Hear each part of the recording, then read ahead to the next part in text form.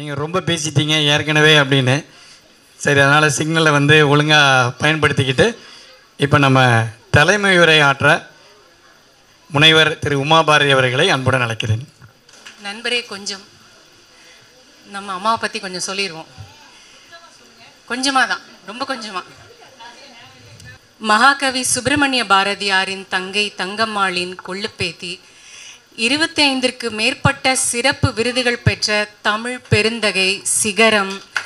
பல்வேறு தொலைக்காட்சிகளிலும் வலையொலி தளங்களிலும் பாரதி தமிழ், திருக்குறள், சங்க இலக்கிய சொற்பொழிவு, கவியரங்கம், பட்டிமன்ற தலைமை பொறுப்பு, ஆய்வு நூல்கள் என்ற வகையில் மக்களிடையே தமிழ் பரப்பி வரும் மிக எளிய கனிவுடைய நல்லுள்ள நாயகி முனைவர் கவிஞர் ரா. உமாபாரதி அவர்களை தலைமையுரையாற்ற அன்போடு அழைக்கிறோம்.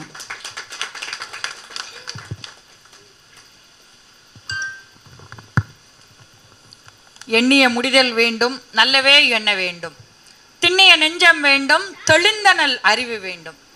இந்த அருமையான மகாகவி பாரதியாரோட வைர வரிகளைத்தான் இன்றைய நமது லண்டன் செம்ஸ்ஃபோர்டு முத்தமிழ் அகாடமி சிறப்பாக கொண்டாடி கொண்டிருக்கும் இந்த விழாவிற்கான வைர வரிகளாய் சமர்ப்பித்துவிட்டு, என்னுடன் மேடையை பகிர்ந்து கொண்டிருக்கும் அனைத்து ஆளுமைகளுக்கும், என் எதிரே வீற்றிருக்கும் அனைத்து தமிழ் நெஞ்சங்கள் அனைவருக்கும் இனிய மாலை வணக்கம்.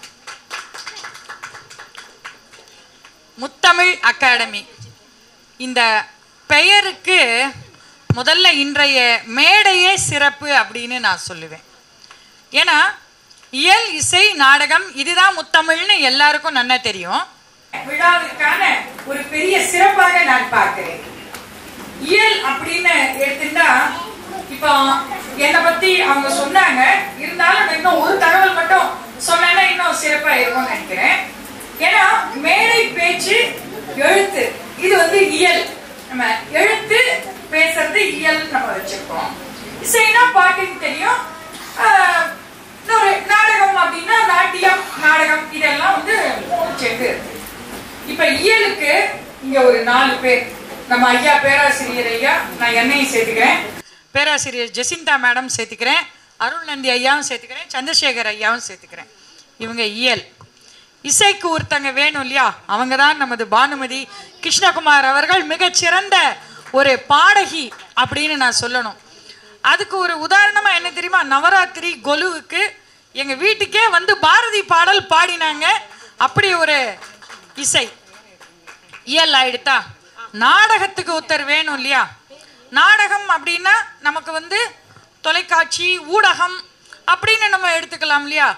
மிகச்சிறந்த ஒரு ஊடகவியலாளர் என்று நமது அனைத்து இந்திய தலைவர்களை வந்து இன்டர்வியூ செய்த ஒரு மிகச்சிறந்த ஒரு நமது நண்பர், சகோதரர் திரு விஜயகிருஷ்ணன் அவர்கள். ஆக முத்தமிழ் அகாடமி இன்று இந்த முத்தமிழாலும் இந்த மேடையை நிறைத்திருக்கிறதுன்றதே ஒரு மிகப்பெரிய ஒரு சந்தோஷமா இருக்கு எனக்கு இங்க நிக்கிறதுக்கு. நம்ம ஐயா அருள்நந்தி சிவம் ஐயா இந்த மேடையை வந்து ஆரம்பிக்கும் போதே ஒரு அருமையான ஒரு வார்த்தை சொன்னாரு.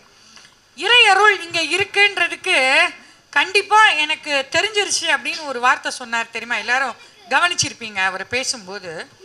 உண்மையிலேயே இன்றைய நிகழ்வுக்கு நான் கிளம்பி வரேன், 2 பெரிய தடங்கல்கள்.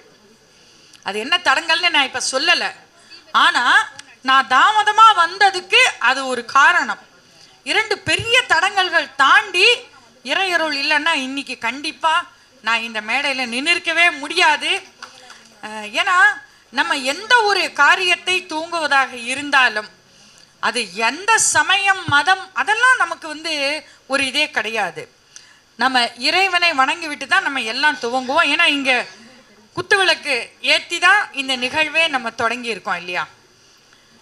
இத்தனைக்கும் இந்த முத்தமிழ் அகாடமியை நான் லண்டன் செம்ஸ்ஃபோர்டில் மட்டும் நான் நடத்திட்டு போறேன் அப்படின்னு இல்லாமல், நான் பிறந்த தமிழ் மண்ணில் நான் இந்த முத்தமிழ் விழாவை நடத்த வேண்டும் என்று இந்த சொல்லுவாங்க, கஜங்கட்டி கொண்டு வந்தாங்க அப்படின்னு. அந்த மாதிரியாக இந்த 3 சகோதரர்களும் அவர்களை பெற்ற தகப்பனார் மிக சிறப்பாக இங்கு அமர்ந்திருக்கிறார். இவன் தந்தை என்னோற்றான் கொல் எனும் சொல்லினு திருவள்ளுவர் சொன்னது இந்த தகப்பனார் இன்று கண்டிப்பா பெருமை அடைவார்ன்றத நான் இங்க உணர்றேன் நான். ஏன்னா திரு இளங்கோ அவர்கள் எங்கேயோ அவர் திரைமறைவிலேயே வந்ததுலேருந்தே வேலை செஞ்சுக்கிட்டே இருக்காரு. திரு ரமேஷ் அவர்களின் சகோதரர், மூத்த சகோதரர், இங்கே காணோம் அவரை. அவரும் சரி இவரும் சரி.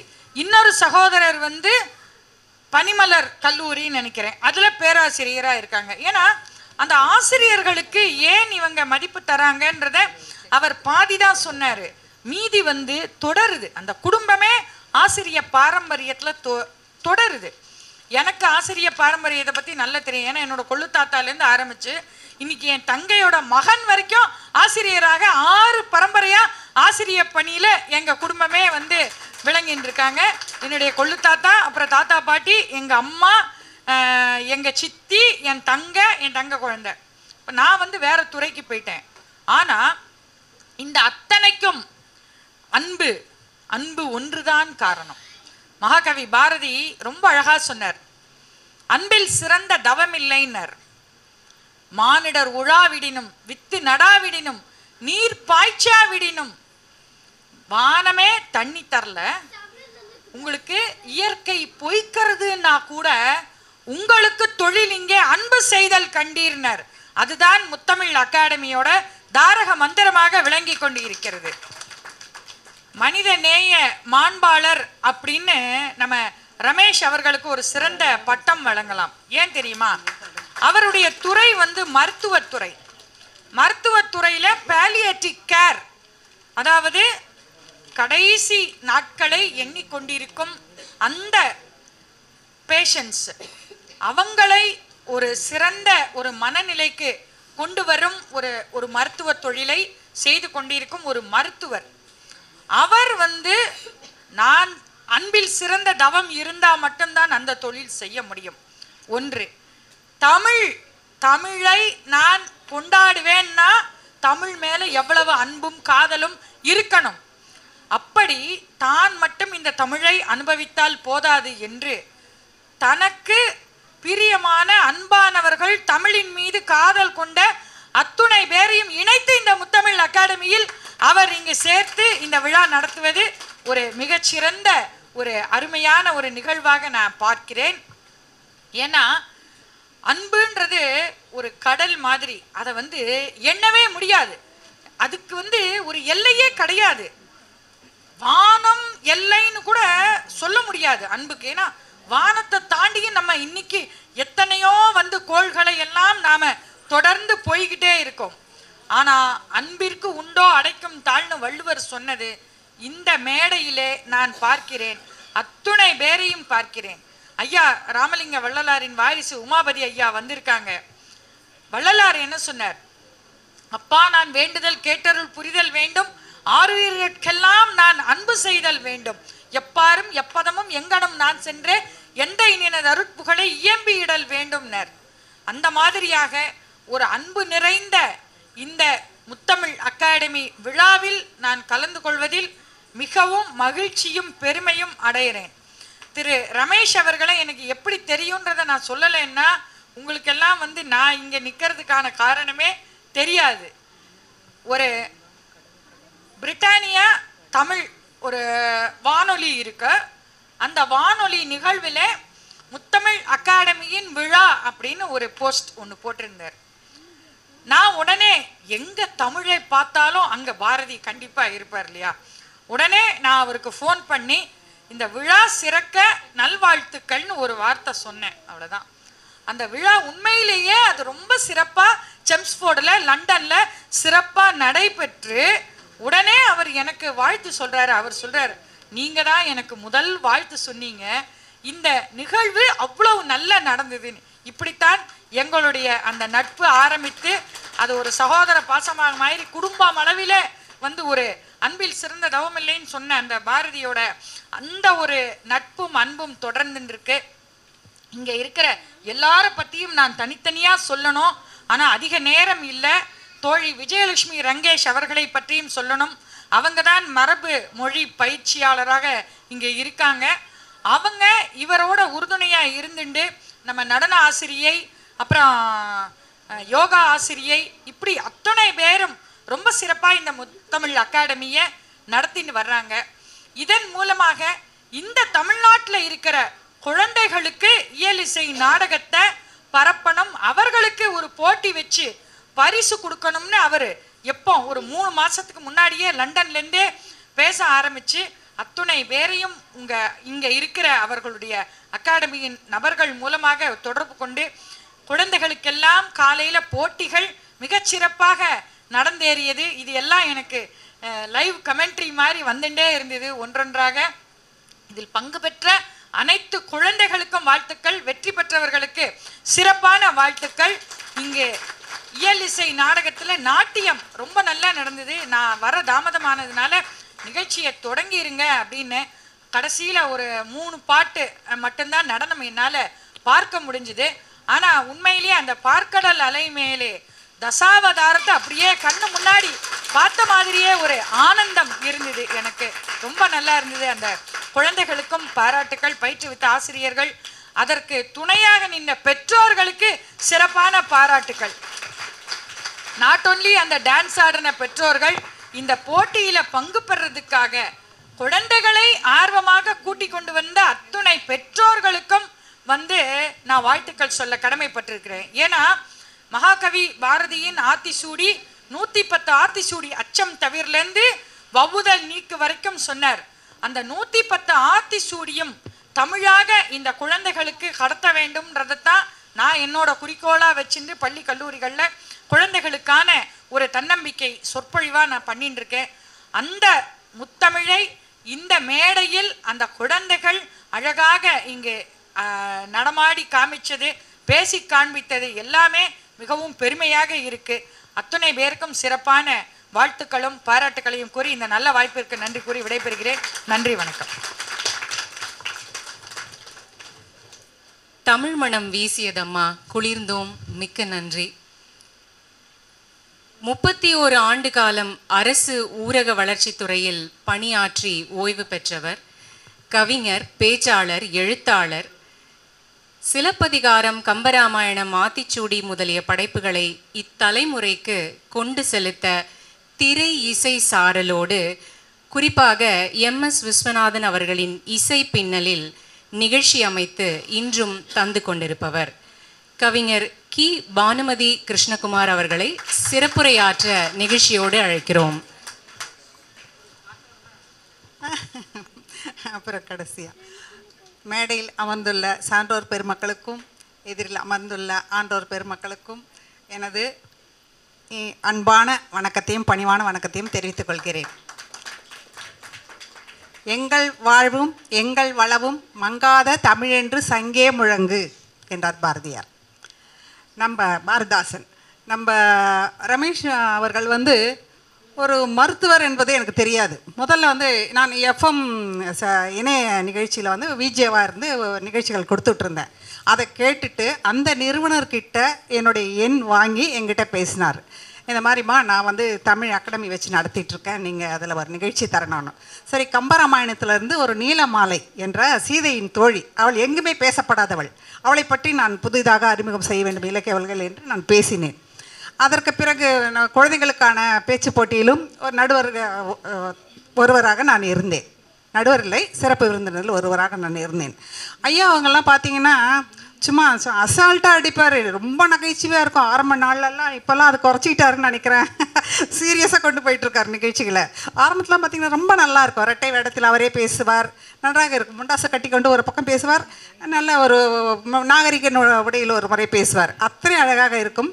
அவருக்கு என்னென்னா, பாரதியார் சொன்ன மாதிரி தேமதுர தமிழோசை உலகமெல்லாம் பரவும் வகை செய்ய வேண்டும் என்ற பாரதியாரின் நோக்கத்தை எடுத்துக்கொண்டு சிறமேற்கொண்டு செய்து வருவதாக நான் அறிகிறேன். இல்லாட்டினா அவரோட பணி மருத்துவர் பணி நமக்கு தெரியும். இன்னும் அங்கெல்லாம் ரொம்ப கஷ்டம்.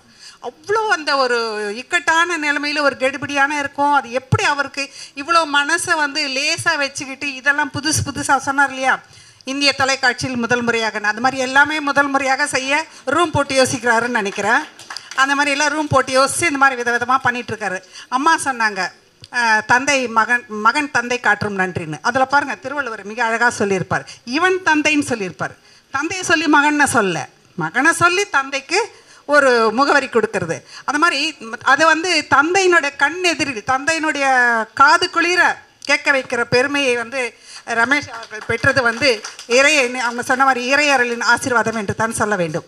இது வந்து 26/9/2022 இவங்க அந்த ஆரம்பிச்சிருக்கிறாங்க. அதே மாதிரி போன டிசம்பர் 23 இந்த தமிழ் எங்கள் பேச்சு தமிழ் எங்கள் மூச்சுன்ற அந்த ஒரு கொள்கை பாடல் அதையும் கொண்டு வந்திருக்கிறாங்க. அது மாதிரி ஒன்றும் பார்த்து செய்கிறது ரொம்ப அருமை. அந்த கடல் கடந்து அந்த இந்திய மண்ணின் வாசத்தை, மண் வாசம் என்று சொல்லுவோம் இல்லையா, எஸ் ராமகிருஷ்ணன்ற எழுத்தாளர் ஒரு சொல்லியிருப்பார். என்னென்னா, அந்த குழந்தை வந்து அது ஒரு கட்டுரையில் சொல்லியிருந்தார். அந்த குழந்தை வந்து வெளியூருக்கு போய் அவங்க பிழைக்க போகும்போது அந்த தொட்டிலில் அந்த ஊர்னோட மண்ணை கொண்டு வந்து அந்த தொட்டிலில் ஒரு துணியில் கட்டி தொங்க விட்டுருக்கிறார். என்னென்னா, அந்த குழந்தைக்கு அந்த மண்ணின் வாசம், ஊர் மண்ணின் வாசம் வேணுமா. அந்த மாதிரி ஊர் மண்ணின் வாசத்தை கொண்டு போய் அந்த குழந்தைகளுக்கும் அந்த பெற்றோர்கள் வழியாகவும் அந்த பள்ளிகள் மூலமாகவும் நிகழ்ச்சிகள் மூலமாகவும் பரப்பி கொண்டுவது மட்டும் இல்லாமல் அதை வலைதளில் பார்க்கும்போது உலகமைக்கும் கொண்டு சென்றிருக்கிறார். அந்த பெருமுயற்சிக்கு அவரை நாம் வாழ்த்த வேண்டும். குழந்தைங்க ரொம்ப அழகாக நடனம் ஆடினாங்க. முதல்ல அந்த தசாவதாரம் அந்த நடன காட்சி எனக்கு ரொம்ப பிடிச்சது. அதே மாதிரி குற்றால குறவஞ்சி. ஏன் இதை குறிப்பாக சொல்கிறேன்னா, அது ரெண்டுமே தமிழில் தெளிவாக புரிகிறபடி இருந்தது. அதனால் நமக்கு நெருக்கமாக இருந்தது. அதுதான் அங்கே விஷயம். தமிழில் இருக்கிறத கொண்டு போய் சேர்க்கணும். தசாவதாரம் இன்றைய குழந்தைங்களுக்கு எவ்வளோ தெரியும்னு தெரியல. தசாவதாரம்னா வேறு ஒன்றுமே இல்லை, டார்வினின் தத்துவம். முதல்ல நீர் வாழ்வன, அப்புறம் ஆமை நீர்நிலம் வாழ்வன, அப்புறம் கூர்மம் நிலம் வாழ்வன, அப்புறம் சிங்கம் காட்டில் வசிக்கிறது, பரசுராமன் வாமன அவதாரம், வளர்ச்சி விடாத மனிதன் பரசுராமன், கோபம் கொண்ட பக்குவம் அடையாத ஒரு மனிதன், அப்புறம் ராமர் கொஞ்சம் பக்குவம் அடைந்த மனிதர், அதுக்கப்புறம் பல்ராமன், அப்புறம் கண்ணன் குறும்பு மனிதன், எல்லாம் ரொம்ப அறிவுபூர்வமாக சிந்தித்து ஒரு மதியுகமாக செயல்படுகிற மனிதன், அப்புறம் கல்கி. அது கடைசியில் திருப்பி வந்து பார்க்கடலில் படுத்துட்டார். பார்க்கடலில் படுத்துட்டு திருப்பி அந்த முதல் பல்லவியை அப்படியே பாடி முடித்தாங்க. அத்தனை அழகாக இருந்தது, கண்கொள்ளா காட்சியாக இருந்தது பார்ப்பதற்கு. இது போன்றெல்லாம் அவருக்கு தோணி இவ்வளோ அழகாக செய்தது. இன்னும் இந்த நிகழ்ச்சிகள் பெருமளவு வளர வேண்டும் என்றும் அவர் அறிமுகம் செய்த 2 சிறப்பு செய்திகளும் மிகவும் வளர்ச்சியுற்று அவர் வாழ வேண்டும். இதுக்கான ஆரோக்கியத்தையும் மன உறுதியையும் இறைவர் அவருக்கு அருள வேண்டும். நாம் அதற்கெல்லாம் பக்கபலமாக இருந்து வருடம் வந்து வாழ்த்து கொண்டே இருப்போம் என்று கூறி வாய்ப்புக்கு நன்றி கூறி அமர்கிறேன். வணக்கம்.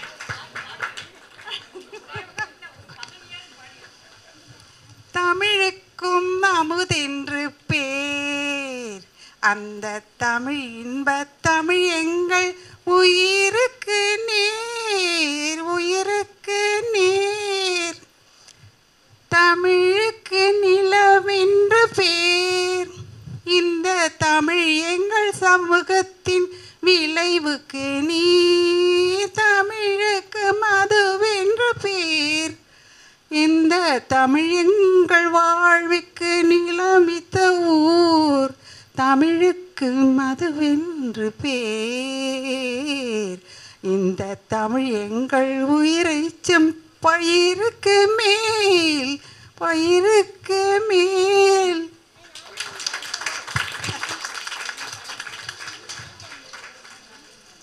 மிகவும் அருமை அம்மா. நெகிழ்ந்தோம் பாடலில் தமிழ் மனம் வீசிக்கொண்டே இருக்கிறது. மகிழ்ச்சி. அடுத்ததாக 133 எழுத்தாளரை ஒருங்கிணைத்து 1330 குறளுக்கும் 1330 கதையை உருவாக்கி திருக்குறளில் 7 சீர் இருப்பதை அடிப்படையாக கொண்டு 7 அடி உயர புத்தகத்தை உருவாக்கிய சாதனையாளரே, காந்தியடிகள் விருது, முத்துக்குமார் விருது, சமூக கவி சிற்பி விருது போன்ற பல்வேறு விருது வாங்கிய தமிழ்ச்செம்மல் சே. வினோதினி அவர்களை பாராட்டு பரிசு பெற மேடைக்கு அழைக்கிறோம். முனைவர் கவிஞர் ரா. உமாபாரதி அம்மா அவர்களை பாராட்டு பரிசினை அளிப்பார்.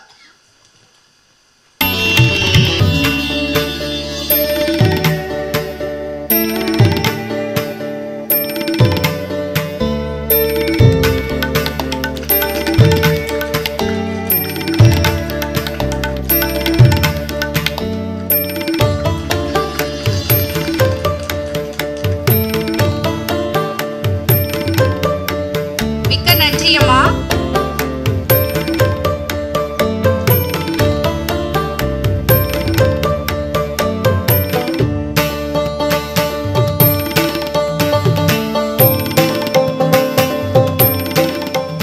தமிழ் செம்மலே, நீங்கள் எங்களுக்காக சில வரிகள் பேச உங்களை அன்புடன் அழைக்கிறோம்.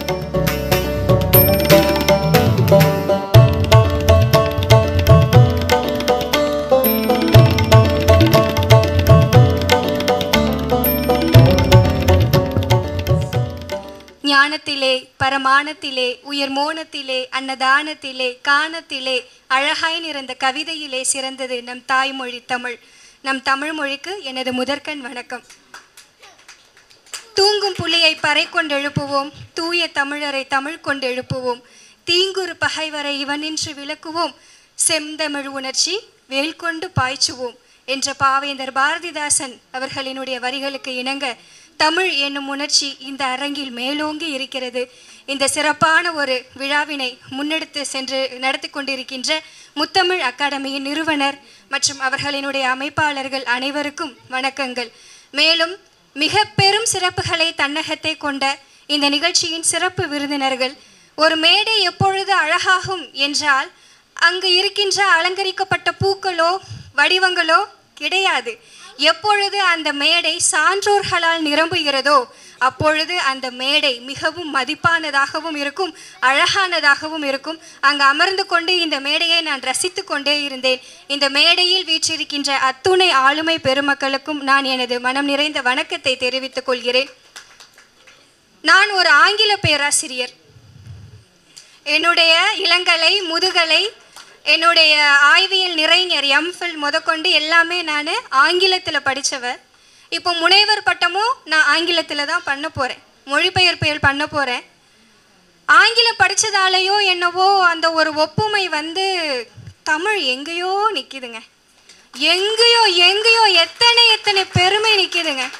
நான் படிக்கும் பொழுதே எனக்கு அந்த முதுகலை படிக்கும் பொழுதெல்லாம் தோணிருச்சு, தமிழை படிக்காமல் விட்டுட்டோமே. என்ன இந்த பயிற்சி பட்டறைக்கெல்லாம் போவோம் இல்லையா, போகும் பொழுது அந்த தமிழில் இருக்கிற மருத்துவம், தமிழர்களினுடைய வானியல், தமிழர்களோட கட்டிடக்கலை, அந்த பிரம்மாண்டம் தேடி தேடி பார்க்குறேங்க. Canadian literature, Australian literature, American literature தேடி தேடி நான் பார்க்குறேன். எங்கே இந்த தமிழில் இருக்கின்ற பெருமை வேறு எங்கே இருக்குன்னு உட்காந்து படின்னு படிக்கிறேன். எங்கே யார் சொல்லியிருக்கா? இந்த உலக மொழிகளினுடைய இலக்கியங்கள் மக்களின் வாழ்வியலை இயம்புகிறது. மக்கள் எப்படி வாழ்ந்தார்கள், எப்படி அவர்களுடைய கலாச்சாரம் என்ன சொல்கிறது. ஆனால் இந்த உலகம் எப்படி தோன்றியது என்ற அறிவியலை முதலில் சொன்னது நம்மளுடைய தமிழ். இந்த தமிழ் எப்போ தோன்றியதுங்க, எப்போ தோன்றியது சொல்ல முடியாது. எப்பொழுது இந்த உலகத்தில் ஒரு செல் உயிரி இல்லை ஒரு சிறுகல், ஒரு சிறு மண் எப்பொழுது தோன்றியதோ அன்றே தோன்றியது நம்மளுடைய தமிழ் மொழி. தமிழ் மொழியை யாருமே உருவாக்கல. இது ஆ இப்படி தான் இருக்கணும் எழுது யாரும் சொல்லலை, ஆன்னு சொல்லணும் ஈன்னு யாருமே உருவாக்கவில்லை. இந்த உலகத்தின் அனைத்து சாராம்சங்களில் இருந்தும் தானாக தோன்றிய மொழி தான் தமிழ் மொழி. நம்ம கீழே விழுந்துட்டோம், நம்மக்கிட்ட இருந்து நம்மளையே அறியாமல் என்ன ஒளி வரும், வரும். சிரிக்கும் போது எப்படி சிரிப்போம், எப்படி சிரிப்போம், ஆன்னு சிரிப்போம். இப்படி சிரிக்காதன்னு சொல்லுவாங்களே, என்ன சொல்லுவாங்க, ஏன் இப்படி ஈன்னு சிரிக்கிற சொல்லுவாங்க இல்லையா. சூடு பட்டா எப்படி ஊதுவோம், ஊன்னு ஊதுவோம். யாரும் சொன்னாங்களா சூடு பட்டா நீ ஊன்னு தான் ஊதணும், ஏன்லாம் ஊதக்கூடாது சொன்னாங்களா? யாரையாவது கூப்பிடணும்னா ஏன்னு சொல்லுவோம். மகிழ்ச்சி வந்துருச்சுன்னா ஐ சொல்லுவோம். மகிழ்ச்சி வந்துருச்சு நீ ஆணு தான் கத்தணும்னு சொன்னாங்களா? நம்மளையே அறியாமல் உருவாகுதுங்க. சரி அதெல்லாம் விடுங்க. நமக்குள்ள நம்மளையே கேட்காம ஒரு ஒளி வரும், நமக்கும் அதுக்கும் சம்மந்தம் இல்லை. நம்மளையே கேட்காம நம்ம உடலுக்குள்ளிருந்து ஒரு ஒளி வரும். என்னது? விக்கல் வருமா? விக்கல் வருமா?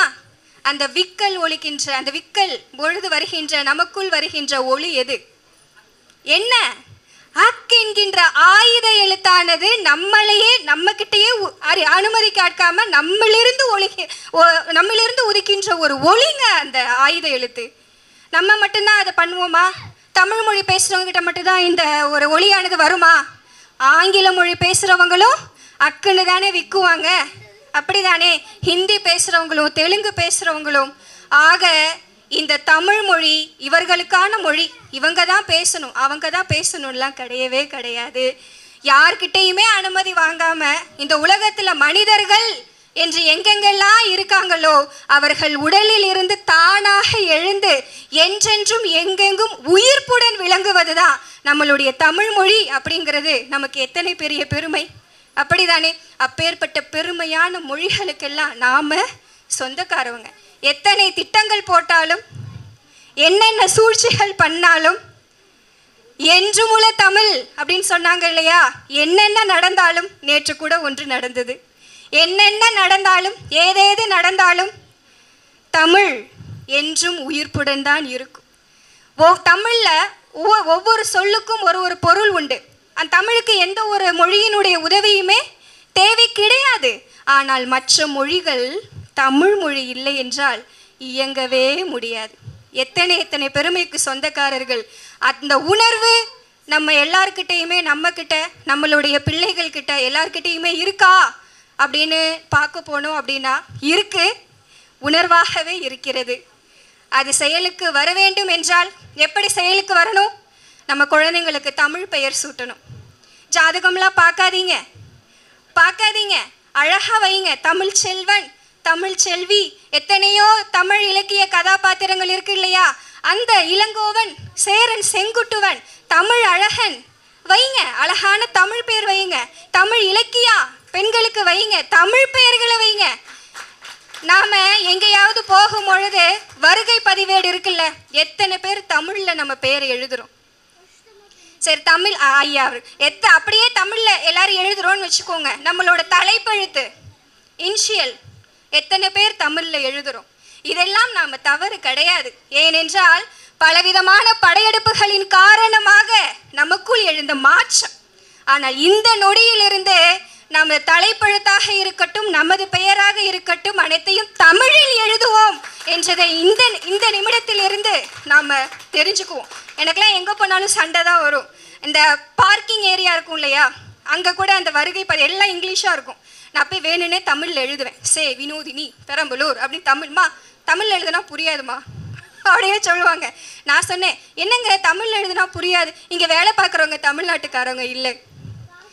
பாருங்க எங்கே போய்கிட்டு இருக்குது நம்மளுடைய இடம் பாருங்க. அங்கே ஒரு தமிழில் எழுதும் போது சரி, இந்த இடத்துல ஒரு தமிழ் தெரிஞ்சவன் இருக்கான்னு தெரியுது இல்லை. ஆக இந்த அவையில் இந்த தருணத்தில் நான் சொல்லிக்கொள்ள விரும்புவது என்னன்னா, இந்த உலகமே அவர்களுடைய மொழியை கொண்டாடுகிறது. சீனர்கள் சீன மொழியை கொண்டாடுகிறார்கள், தெலுங்கர்கள் அவர்கள் மொழியை கொண்டாடுகிறார்கள்.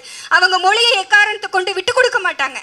அதுக்கெல்லாம் எனக்கு அனுபவத்தில் இந்த திருக்குறள் செயல்பாட்டிலேயே நிறைய அனுபவங்கள் இருக்குது. பெங்களூரில் எங்களுக்கு ஒரு எழுத்தாளர் இருக்காங்க, அவங்க தாய்மொழி ஹிந்தி. நான் ஒரே ஒரு வார்த்தை தான் சொன்னேன். அந்த 133 புத்தகத்தையும் 133 எழுத்தாளர்கள் இருக்கிற அந்த மாவட்டத்திலேயே வெளியீடு செய்ய சொன்னேன். அவங்க என்ன தெரியுமா சொன்னாங்க, எங்கள் மாநிலத்தில் ஹிந்தியில் தாங்க புத்தகம் வெளியிடணும், தமிழ் மொழிக்கு அனுமதி இல்லை, இங்கிலீஷ்க்கும் அனுமதி இல்லை, ஆங்கிலத்துக்கும் அனுமதி இல்லை. இங்கே நான் புத்தகம் வெளியிடணும்னா அதில் எதில் இருக்கணும்? ஹிந்தி தான் இருக்கணும். தப்பு இல்லையே, அவங்க தாய்மொழி தானே. அவங்க மொழி மேலே அவ்வளோ பற்றா இருக்காங்களே, அதே ஒரு பற்று நம்ம தமிழ்நாட்டில் இருக்கா? நீ இங்கே ஒரு கடை பேர் வச்சா தமிழில் தான் வைக்கணும், நீ எந்த செயல் செஞ்சாலும் தமிழில் தான் செய்யணும் அப்படிங்கிற உணர்வு என்று மேலோங்குகிறதோ, அது நம்ம எல்லார்கிட்டையுமே இருக்கு, இல்லைன்னு சொல்ல முடியாது. என்று மேலோங்குகிறதோ அன்று நிச்சயம் இந்த உலகை தமிழன் வெல்கின்ற காலம் வரும். அது நம்ம எல்லாரோட கைகளில் தான் இருக்கிறது என்று சொல்லி, இந்த சிறப்பான ஒரு நேரத்தில் நான் இங்கே பேசுகிறேன்னா அதுக்கு காரணம் உமாபாரதி அம்மா அவர்கள் தான். உமாபாரதி அம்மா அவர்கள் இன்னைக்கு நான் இங்கே நிற்கிறேன், இந்த மைக்கு பிடிச்சி பேசிகிட்டு இருக்கேன், அப்படி இங்கே நான் சிறப்பு பெறுறேன் அப்படின்னா அது காரணம் உமாபாரதி அம்மா அவர்கள் தான். சொல்லிகிட்டே இருப்பாங்க, ஏய் நல்லா பண்ணுறடி, நல்லா செய்டி, திருக்குறள் சூப்பராக முடிச்சுட்ட, அடுத்து 4 அடியார் எடுத்திருக்க, நல்லா எழுதவை, கதவை, அடுத்தது 500 எடு, 10 எது, எத்தனை பேர் இருக்காங்களோ கொடு, கதை எழுது, திருத்து, நீ ஒன்றால் அதை செய்ய முடியும் என்று ஒவ்வொரு நிமிடமும் துணை நிற்பவர் உமாபாரதி அம்மா அவர்கள். இது போன்ற இவர்கள் போன்ற சான்றோர்களால் தான் அடுத்தடுத்து வர முடிகிறது. ஆதலால் இது போன்ற ஒரு உணர்வினை நம்மை சுற்றி இருக்கும் அனைவரிடமும் நாம் பரப்புவோம் என்று சொல்லி இந்த சிறந்ததொரு வாய்ப்பினை வழங்கியமைக்கு முத்தமிழ் அகாடமி அவர்களுக்கும் இங்கே அமர்ந்திருக்கும் அனைவருக்கும் நான் நன்றியை தெரிவித்து விடைபெறுகிறேன். நன்றி, வணக்கம். நன்றி அம்மா, சிறப்பாக பேசியமைக்கு மிக்க நன்றி. அடுத்ததாக தன் இனிமையான குரலில் நம்மை மகிழ்விக்க வருகிறார் சரண்யா ஸ்ரீனிவாஸ். ஆடி கொண்டார் அந்த வேடிக்கை காணகள் ஆயிரம் வேண்டாமோ, ஆடி கொண்டார் அந்த வேடிக்கை காணகள் ஆயிரம் வேண்டாமோ, ஆடி கொண்டார் அந்த வேடிக்கை காணகள் ஆயிரம் வேண்டாமோ, ஓ ஆடி கொண்டார் அந்த வேடிக்கை காணகள் ஆயிரம் வேண்டாமோ, ஓ ஆடி கொண்டார் அந்த வேடிக்கை காணகள் ஆயிரம் வேண்டாமோ, ஓ ஆடி கொண்டார் அந்த வேடிக்கை காணகள் ஆயிரம் வேண்டாமோ, நாடி துதிப்பவர் பங்கில் உரைப்பவள்,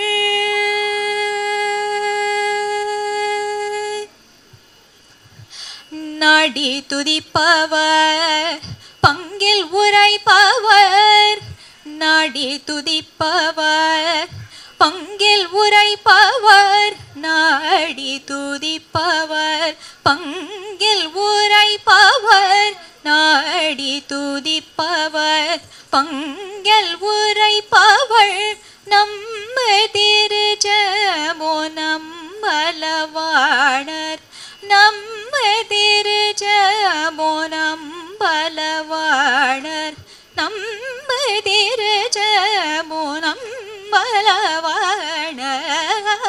ஆடி கொண்டார் அந்த வேடிக்கை காணகள் ஆயிரம் வேண்டாமோ, ஆடி கொண்டார் அந்த வேடிக்கை காணகள் ஆயிரம் வேண்டாமோ, ஆரணவமணி மாலைகளாட ஆடும் மரவம் படம் விரைத்தாட,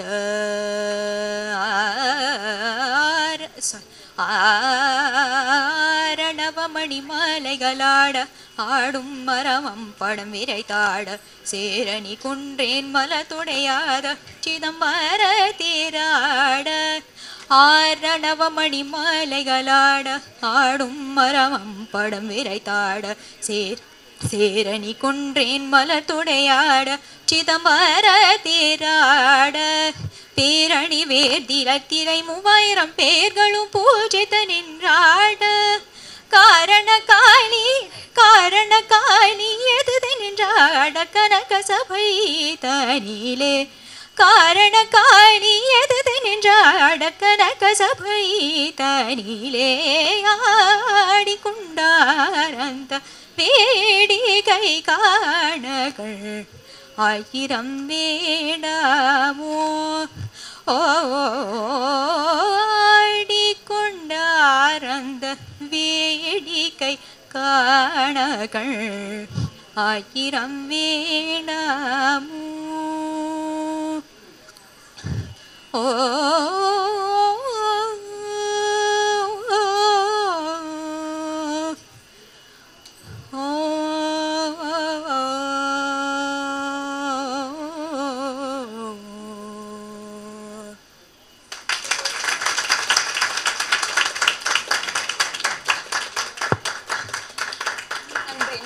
நன்றி.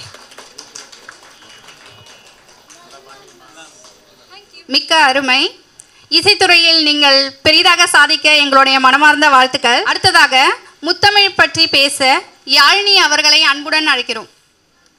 பொதிகை மழையில் புறந்து அகத்தியர் திருவாய் மலர்ந்து அகம் புறம் என பிரிந்து இயல் இசை நாடகம் என முக்கணிகளாக இணைத்து தொல்காப்பியத்தால் இணைந்து வள்ளுவன் ஓலையில் உயிர் தழுந்து அவ்வையின் வாய்மொழியில் தவழ்ந்து கம்பனின் கவிதைகளில் மணந்து முச்சங்கத்தால் வளர்ந்து உலகை ஆட்கொண்ட என் தமிழ் தாய்க்கு முதல் வணக்கம்.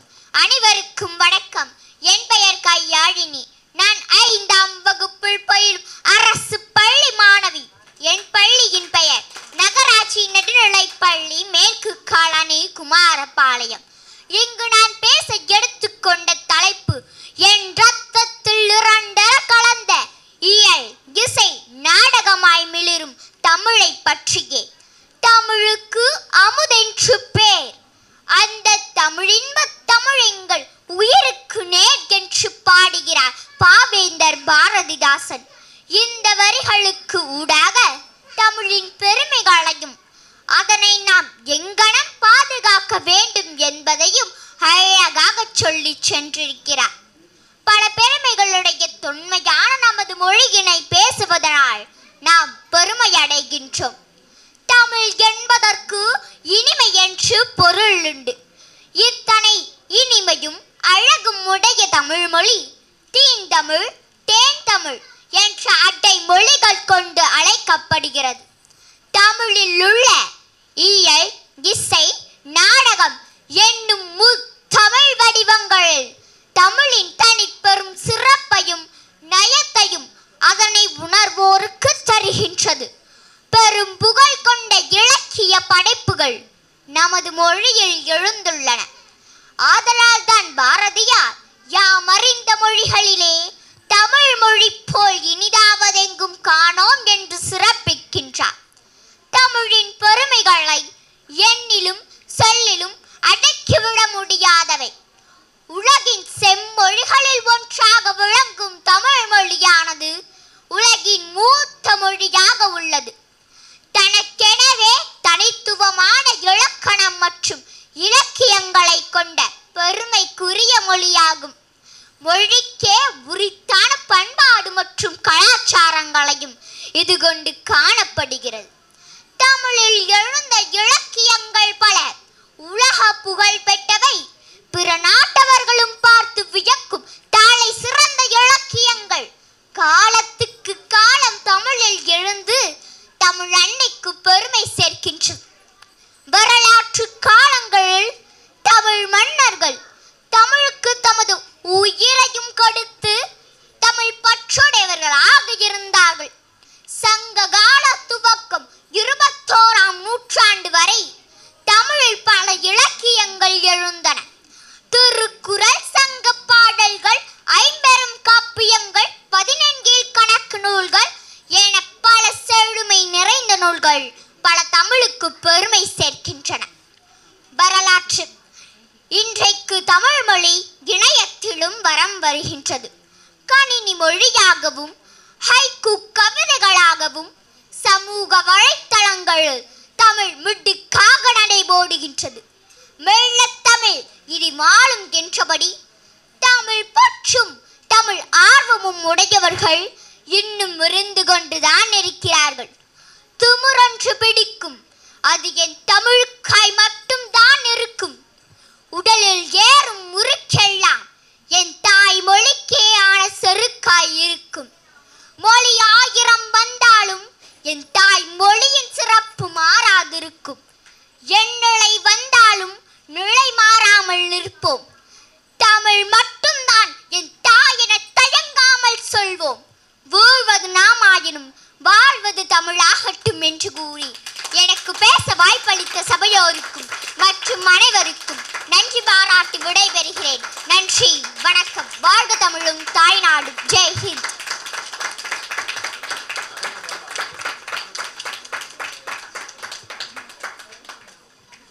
குமாரபாளையத்திலிருந்து எங்களுக்காக வந்து மிக சிறப்பாக பேசி எல்லோரையும் பிரமிக்க வைத்த யாழினி அவர்களுக்கு மிக்க நன்றி. அடுத்ததாக யாழினி சரண்யா ஸ்ரீனிவாஸ் அவர்களுக்கு பானுமதி அம்மா அவர்கள் பதக்கம் வழங்குவார்.